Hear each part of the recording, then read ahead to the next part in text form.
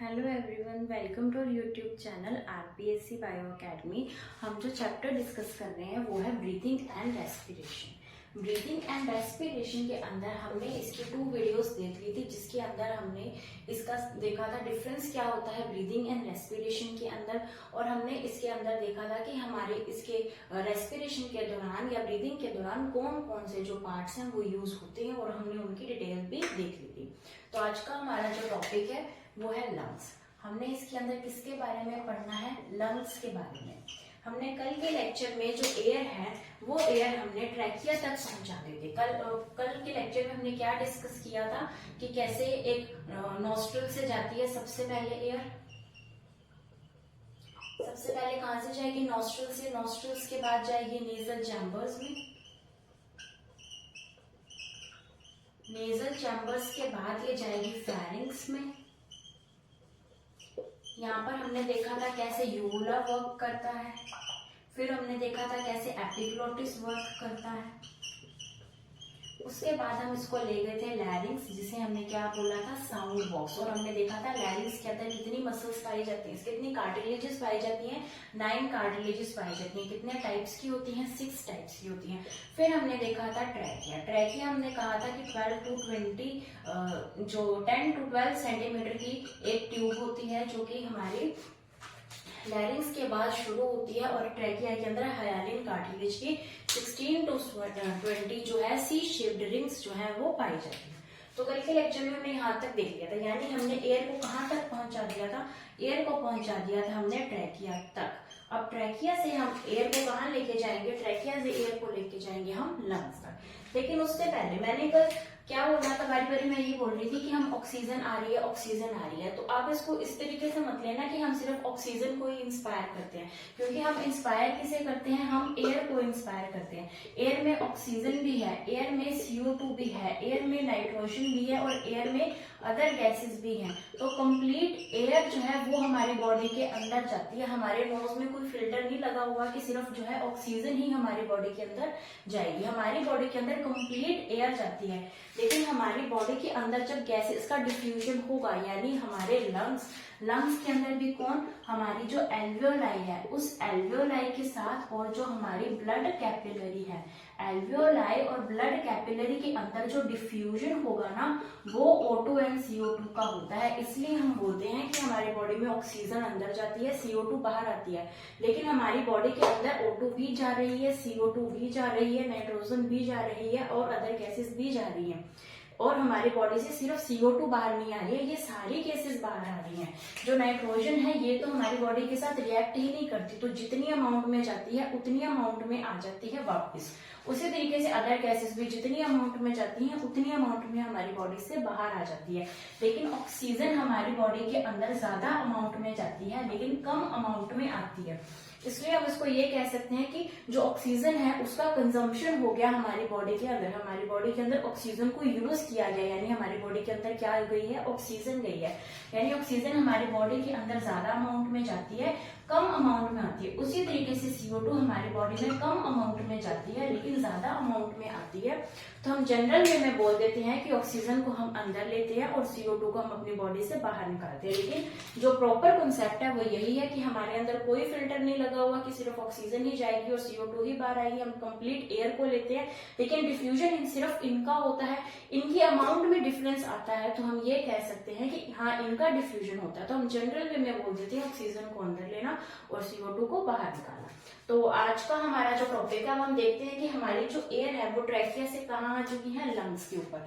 तो हम लंग्स में देखते हैं क्या क्या कौन कौन से स्ट्रक्चर्स जो है वो लंग्स के अंदर पाई जाती है।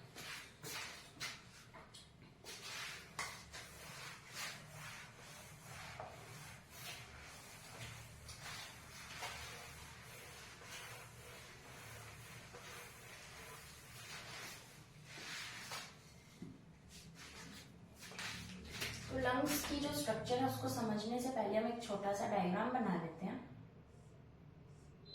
हम बिल्कुल ही एक रफ डायग्राम यहाँ पर बनाने वाले हैं, कंप्लीट डायग्राम नहीं बनाएंगे।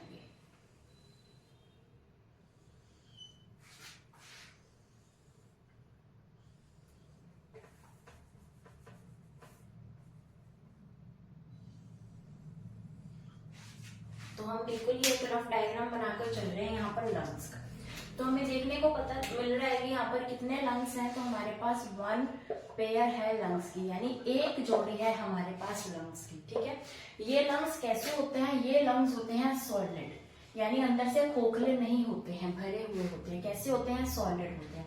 उसके अलावा ये कैसे होते हैं? ये होते हैं स्पॉन्जी। कैसे होते हैं? स्पॉन्जी, स्पंजी तरीके के हमारे अंदर लंग्स पाए जाते हैं। ठीक है, उसके बाद हम क्या देखते हैं कि जो ये लंग्स है, लंग्स के ऊपर ये जो मेम्ब्रेन है, इसे क्या कहा जाता है? तो लंग्स के ऊपर की जो मेम्ब्रेन है, इसे बोला जाता है प्लूरल मेम्ब्रेन। क्या कहेंगे? प्लूरल मेम्ब्रेन कहा जाता है। लेकिन ये जो प्लूरल मेम्ब्रेन है, इस प्लूरल मेम्ब्रेन की खास बात है कि ये प्लूरल मेम्ब्रेन बाहर की तरफ से कुछ और है, अंदर की तरफ से कुछ और है। यानी इसकी कितने फेसेस हैं? 2 फेसेस हैं। एक फेस वो जो किस तरीके से है, जो है बाहर की साइड। तो ये फेस कौन सा है? प्लूरल मेम्ब्रेन का आउटर सरफेस हम इसको कह सकते हैं। तो एक इसका आउटर सरफेस है और एक इसका कौन सा सरफेस आएगा? इनर सरफेस आएगा। तो इसके कितने फेसेस होते हैं? इसके 2 फेसेस होते हैं। और हमारी बॉडी के सारे ऑर्गन्स, हमारी कंप्लीट बॉडी और हमारी बॉडी के सारे ऑर्गन्स किसके द्वारा लाइंड होते हैं? एपिथेलियम के द्वारा लाइंड होते हैं। ये हमें पता होना चाहिए। तो अब हमारे पास ये जो प्लूरल मेम्ब्रेन है, इस प्लूरल मेम्ब्रेन की हमने 2 फेसेस बना दिए, एक तो बाहर वाली साइड और एक अंदर वाली साइड। जो अंदर वाली साइड है, इसे बोला जाता है विसरल प्लूरल मेम्ब्रेन। अंदर वाले का नाम है विसरल प्लूरल मेम्ब्रेन और जो बाहर वाला है, इसका नाम है पैराइटल प्लूरल मेम्ब्रेन।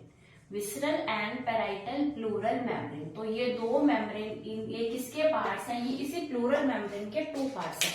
बाहर की तरफ तो पैराइटल है, पेरिफ्री है। बाहर की तरफ हम ऐसे याद कर सकते हैं, बाहर की तरफ पेरिफ्री है, पेरिफ्री कैसी है? पैराइटल। अंदर की तरफ कैसी है? विसरल। ठीक है, अब इन दोनों के अंदर क्या हमें दिख रहा है? एक स्पेस दिख रहा है। और उस स्पेस के अंदर क्या प्रेजेंट होता है? उस स्पेस के अंदर होता है एक लिक्विड प्रेजेंट।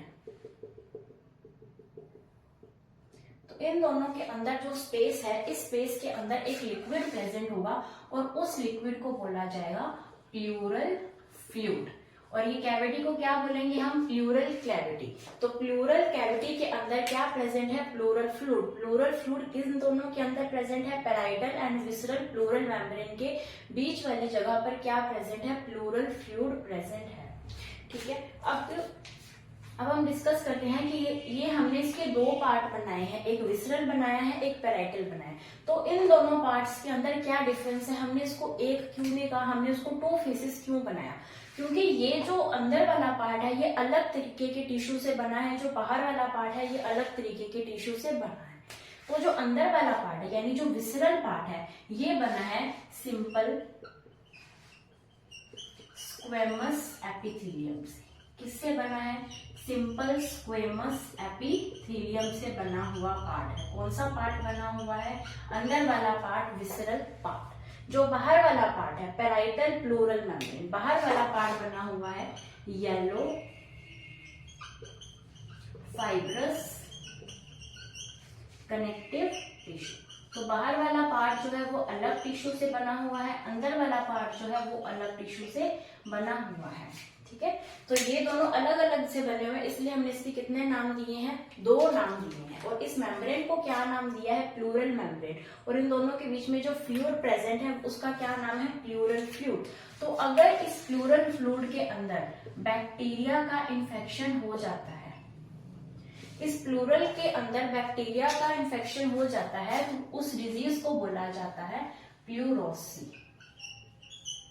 ये नाम हमने कहीं ना कहीं पढ़ा होगा। प्लूरोसी क्या होता है? तो प्लूरोसी एक लंग रिलेटेड डिजीज है, जिसके अंदर प्लूरल फ्लूइड के अंदर बैक्टीरिया का इन्फेक्शन हो जाता है और ये जो प्रॉपर लेयर है, ये सूज जाती है, इन्फ्लेमेशन आ जाती है इसके अंदर, उसे क्या बोला जाता है? प्लूरोसी बोला जाता है।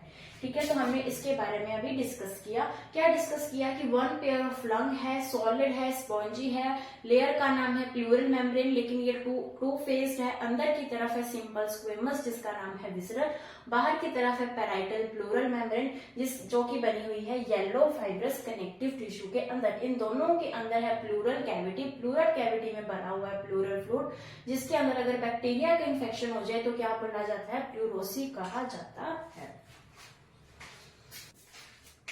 अभी हम किसके बारे में बात करते हैं, सिंपल स्क्वेमस एपिथेलियम की। सिंपल स्क्वेमस एपिथेलियम जो कि कहाँ प्रेजेंट है, जिसको हमने क्या बोला है, विसरल प्लूरल मेम्ब्रेन बोला है। ये जो सिंपल स्क्वेमस एपिथेलियम है ये एक्सक्रीटरी टाइप का, यानी हम कह सकते हैं सिक्रीटरी टाइप का होता है। तो ये कुछ ना कुछ क्या करता है, स्रावित करता है। क्या स्राव करता है ये रिलीज करता है लेसिथिन। क्या रिलीज करता है, लेसिथिन। लेसिथिन को क्या है, लेसिथिन क्या चीज है, ये एक प्रकार का फॉस्फोलिपिड है। तो लेसिथिन एक प्रकार का फॉस्फोलिपिड कहाँ से रिलीज होता है, इस सिंपल स्क्वेमस एपिथेलियम से, यानी इसकी अंदर वाली लाइनिंग से क्या रिलीज हो रहा है, एक लेसिथिन नाम का फॉस्फोलिपिड रिलीज हो रहा है। लेकिन ये क्यों रिलीज हो रहा है, इसका क्या काम है, तो ये वर्क करता है सरफेक्टेंट के रूप में। सरफेक्टेंट का मतलब क्या होता है, सरफेक्टेंट का मतलब वो होता है जो कि इनकी सरफेस टेंशन को कम करके रखते हैं।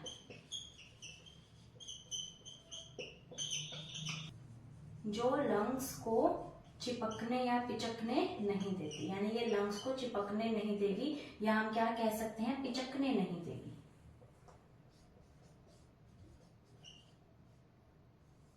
ये पिचकने नहीं देगी किसे, लंग्स को। तो सरफेस टेंशन को कम करने का काम कौन कर रहा है, लेसिथिन। लेसिथिन रिलीज कहां से किया जा रहा है, इस विसरल प्लूरल मेम्ब्रेन से, जिसके अंदर कौन सी टिश्यूज प्रेजेंट है, सिंपल स्क्वेमस एपिथेलियम प्रेजेंट है।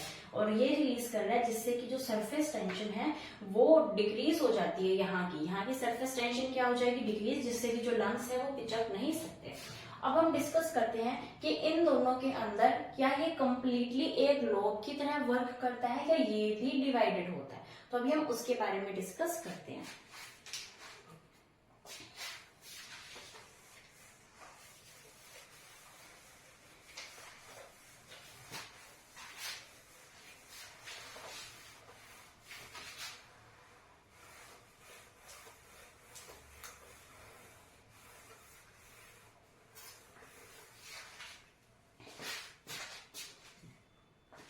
सबसे पहले हमें ये पता होना चाहिए कि कौन सा लंग लेफ्ट है और कौन सा लंग राइट है।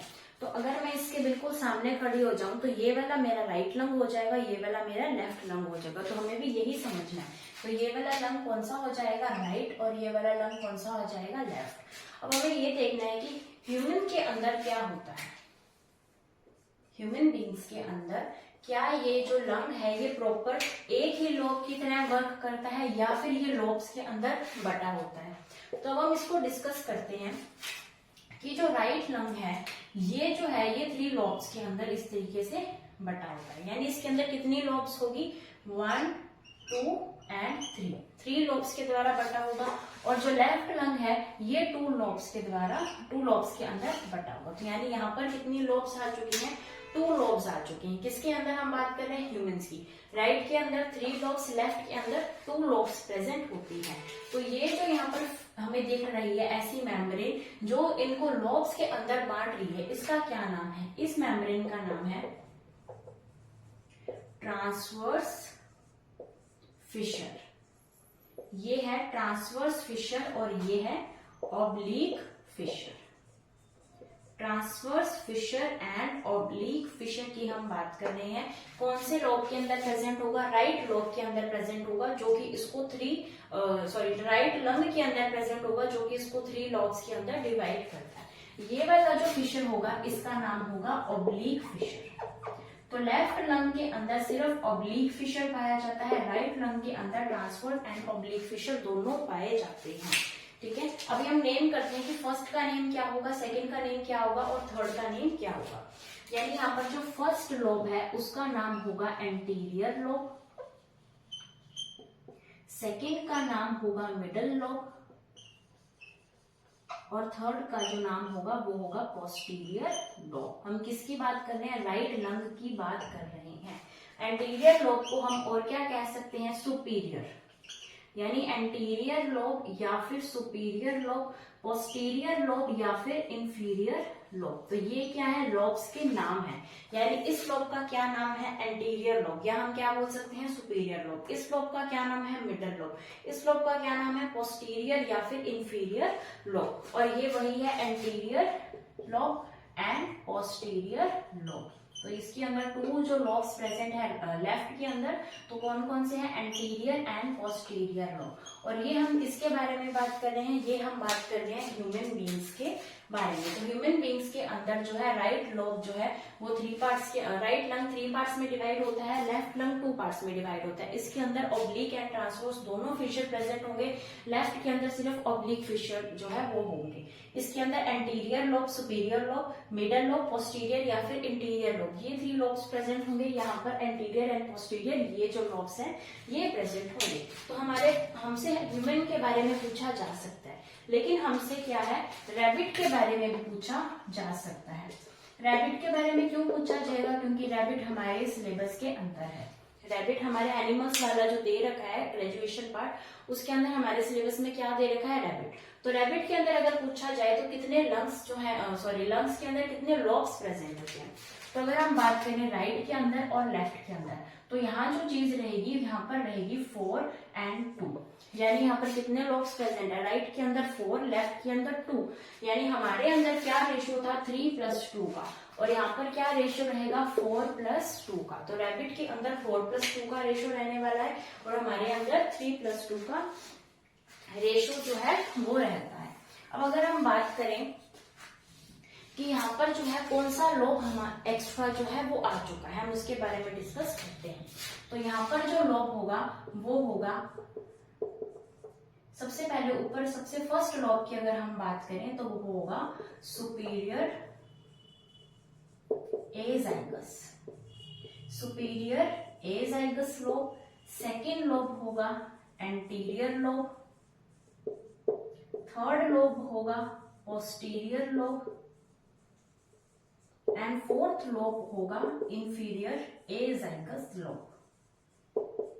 तो ये जो 4 लोब्स हैं जो कि राइट में प्रेजेंट होंगे वो ये 2 ये वाले same he, anterior and posterior ये सेम ही है, लेकिन राइट वाले में यहाँ पर 4 लोब्स हैं और यहाँ पर कितने लोब्स हैं? 3 लोब्स हैं। यानी नाम तो सारे यही हैं, बस इन दोनों को क्या किया है? अलग अलग किया। यहाँ पर हमने एंटीरियर को ही सुपीरियर बोल दिया, लेकिन यहाँ पर सुपीरियर अलग हो गया, एंटीरियर अलग हो गया। लेकिन जो सुपीरियर है और जो इंफीरियर है, इन दोनों के आगे एक वर्ड और लग गया, एजाइगस एजाइगस। बाकी यही वाले नाम है, बस इनको अलग अलग करके वहां पर लिख दिया गया। तो रैबिट के अंदर 4+2 अरेंजमेंट होती है, ह्यूमन के अंदर 3+2 अरेंजमेंट होती है। और ये हमने किसके बारे में बात की है? ये हमने बात किया है कि number of lobes found in each lung. ठीक है, अभी हम इससे आगे चलते हैं।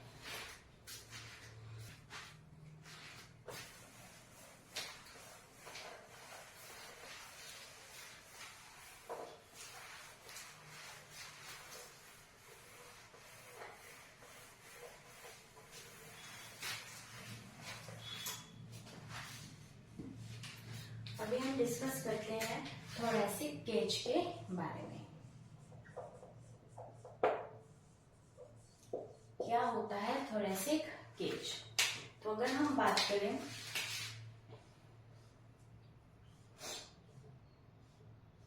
ये क्या है? हमारे पास लंग्स हैं। तो ये जो लंग्स हैं, ये लंग्स जो हैं ये थोरेसिक केज के अंदर प्रेजेंट होते हैं, यानी इनके आसपास एक शील्ड जैसी स्ट्रक्चर प्रेजेंट होती है। उस शील्ड जैसे स्ट्रक्चर को आगे भी, पीछे भी, साइड में भी हर तरीके से इनको क्या कर रखा है? इनको बंद कर रखा है एक केज। केज का मतलब होता है पिंजरा, यानी इसको एक पिंजरे के अंदर बंद कर रखा है। उसका नाम क्या है? थोरेसिक केज नाम है। ठीक है, तो अब हम बात करते हैं कि जो थोरेसिक केज है उसके एंटीरियर साइड पर क्या होगा, उसके पोस्टीरियर साइड पर क्या होगा, उसके वेंट्रल साइड पर क्या होगा, उसके डोर्सल साइड पर क्या होगा और उसके लेटरल साइड पर क्या होगा। यानी ये जो हम यहाँ पर भी पिंजरा बनाने वाले हैं, इस पिंजरे के ऊपर वाली साइड यानी इस पिंजरे के यहाँ पर क्या प्रेजेंट होगा, इस पिंजरे के पोस्टीरियर साइड यानी यहाँ पर क्या प्रेजेंट होगा, इस पिंजरे के वेंट्रल साइड यानी सामने वाली साइड क्या प्रेजेंट होगा, इस पिंजरे की डोर्सल साइड यानी पीछे वाली साइड पर क्या प्रेजेंट होगा, और इस पिंजरे की लेटरल साइड यानी साइड के अंदर ये कैसे बंद होगा, हम उसको डिस्कस करते हैं। सबसे पहले हम देखते हैं एंटीरियर साइड पे। एंटीरियर साइड की अगर हम बात करें तो यहाँ पर जो है इस तरीके की बोन एक प्रेजेंट होती है इसके बिल्कुल ऊपर, और इसे क्या बोला जाता है, इसे बोला जाता है क्लैविकल। क्या बोलेंगे, क्लैविकल। अगर आप भी यहाँ पर अपने यहाँ पे प्रेस करके देखो तो आपको यहाँ पर एक कॉलर बोन दिखाई देगी। इस कॉलर बोन को क्या बोला जाता है, क्लैविकल बोला जाता है। तो ये बोन यहाँ से स्टार्ट होकर यहाँ पर खत्म होती है, यानी एक क्लैविकल बोन ऐसे है और सेकंड क्लैविकल बोन ऐसे है। तो हमारे पास एक ऊपर एंटीरियर साइड पर क्या प्रेजेंट होती है, क्लैविकल बोन्स प्रेजेंट होते हैं। ठीक है, उसके बाद हम बात करते हैं पोस्टीरियर साइड पर, यानी यहाँ पर क्या प्रेजेंट होगा। तो यहाँ पर जो है प्रेजेंट होगा डायफ्राम। क्या प्रेजेंट होगा, डायफ्राम प्रेजेंट होगा। तो यहाँ पर ये क्या प्रेजेंट है, पोस्टीरियर साइड पर, पोस्टीरियर साइड पर हमारे पास प्रेजेंट है डायफ्राम। इसके बारे में हम इस स्टेज को डिस्कस करने के बाद हम सीधा डायफ्राम की बात करेंगे।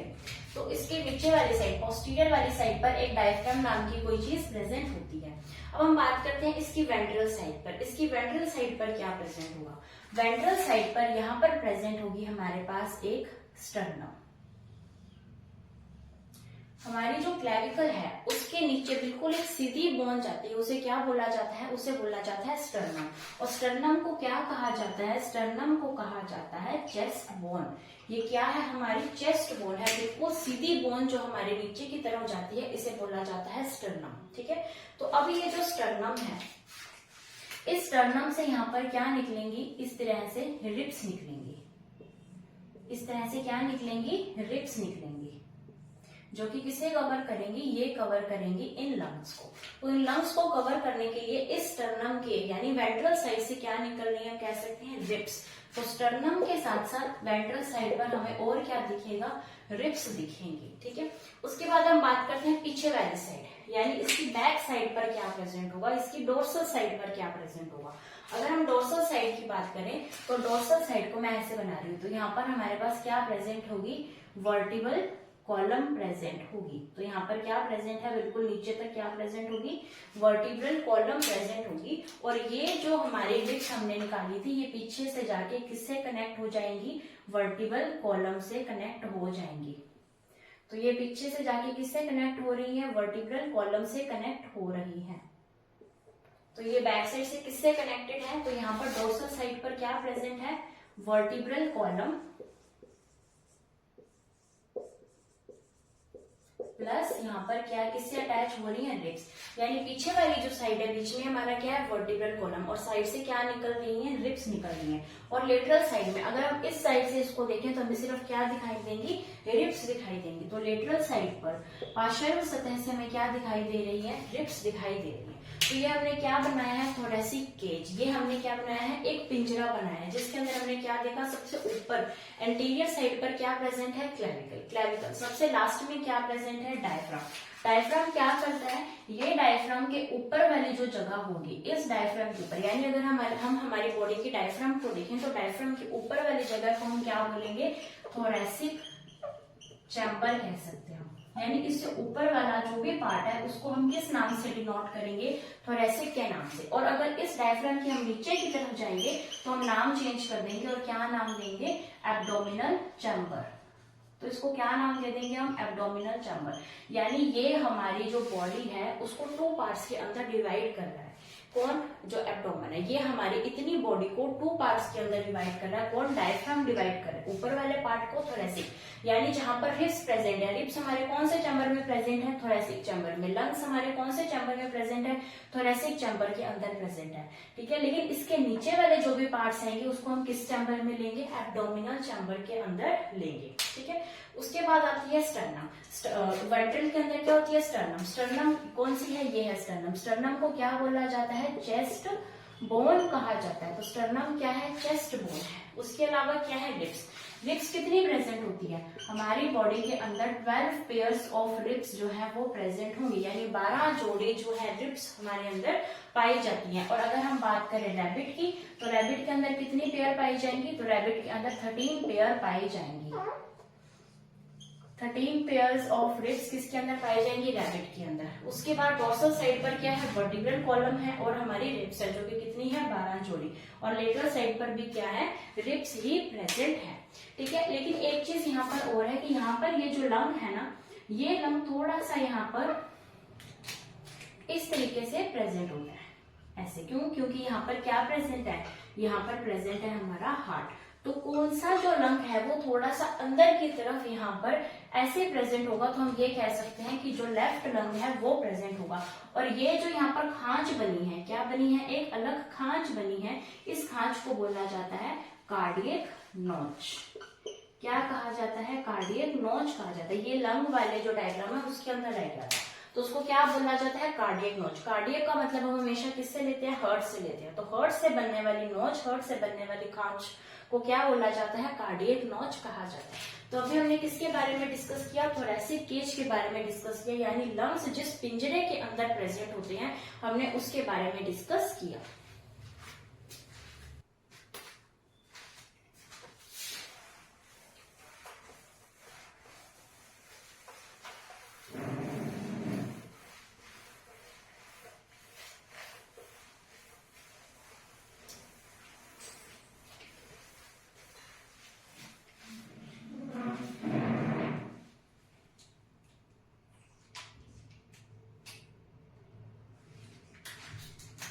तो अभी हम डिस्कस करते हैं डायफ्राम के बारे में।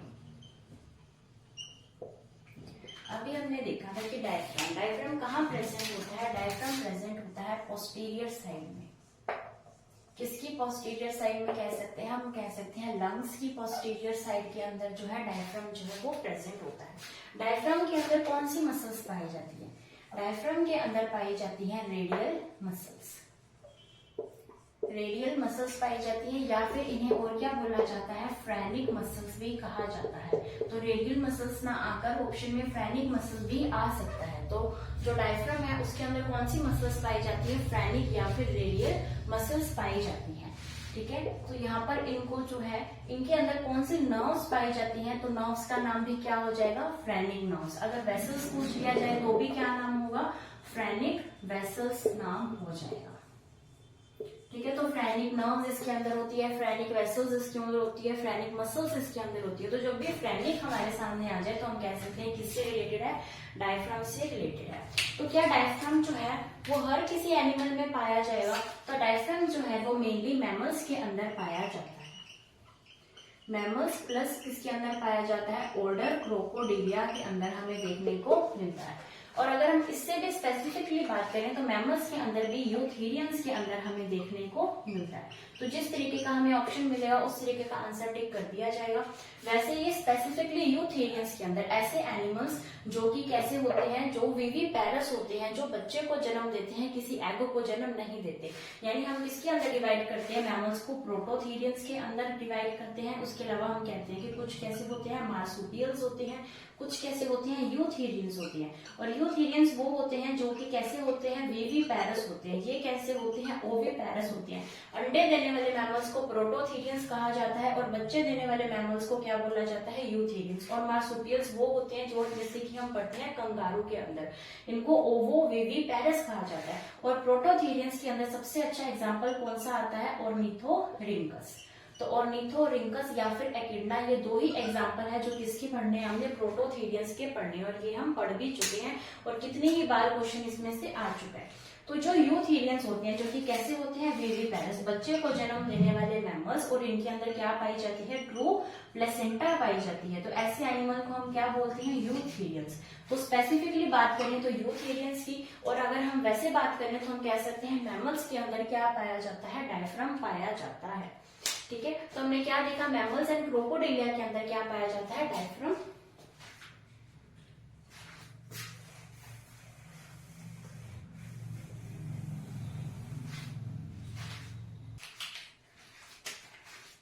उसके बाद अगर हम बात करें कि डायफ्राम के अंदर क्या होती है, कॉन्ट्रैक्शन एंड रिलैक्सेशन यहाँ पर देखने को मिलती है। तो अगर हम डायफ्राम की रिलैक्स स्टेज की बात करें तो डायफ्राम रिलैक्स्ड स्टेज में कैसा होता है, डोम शेप होता है। यानी किस तरीके की शेप होती है, इस तरीके की डोम शेप होता है। लेकिन जैसे ही इसके अंदर कॉन्ट्रैक्शन होती है तो ये कैसा हो जाता है, फ्लैट हो जाता है। कैसा हो जाता है, फ्लैट। यानी पहले ये ऐसा होगा, अगर हम इसको खींच देंगे तो ये कैसा हो जाएगा, बिल्कुल ऐसा, ऐसे। तो ये कौन सी स्टेज है इसकी, रिलैक्स्ड स्टेज। ये कौन सी स्टेज है इसकी, ये कॉन्ट्रैक्शन के बाद बनी हुई स्टेज है। तो इसको क्या मतलब है कि ये यहाँ से यहाँ, ऐसे से ऐसे इसका कन्वर्जन जो है वो हो रहा है। तो वो ये क्यों हो रहा है, तो अगर हम बात करें कि ये हमारे पास क्या प्रेजेंट है, लंग्स प्रेजेंट है, और इस लंग के नीचे ये क्या प्रेजेंट है, डायफ्राम प्रेजेंट है। पहले डायफ्राम कैसा प्रेजेंट है, बहुत ही कम प्रेजेंट है, मतलब कि बहुत ऊपर प्रेजेंट है। तो इसकी वजह से यहाँ पर ये जो स्पेस है ये कैसी है, बहुत कम है। लेकिन अगर ये डायफ्राम यहाँ पर ऐसे हो जाए, कैसे हो जाए, बिल्कुल फ्लैट हो जाए, तो यहाँ पर क्या है कि यहाँ पर जो जगह है वो क्या हो जाएगी, बढ़ जाएगी। यानी अगर लंग्स को यहाँ पर एयर को लेकर अपना साइज इंक्रीज करना पड़े तो वो यहाँ पर अपना साइज इंक्रीज कर सकती है। कब कर सकती है, जब जो हमारा डायफ्राम है वो कैसा हो जाए, फ्लैट। क्योंकि अगर डायफ्राम इस तरीके से बैठा होगा तो ये जो लंग्स हैं क्या ये फूल सकते हैं, क्या ये एयर को लेकर बिल्कुल ऐसे इंटैक्ट हो सकते हैं, तो यहाँ पर ये नहीं हो पाएंगे क्योंकि नीचे क्या प्रेजेंट है, डायफ्राम प्रेजेंट है। लेकिन अगर यही डायफ्राम यहाँ पर बिल्कुल फ्लैट हो जाए तो इनके पास इतनी जगह बच जाती है कि ये फूलकर अपने अंदर एयर को रख सके।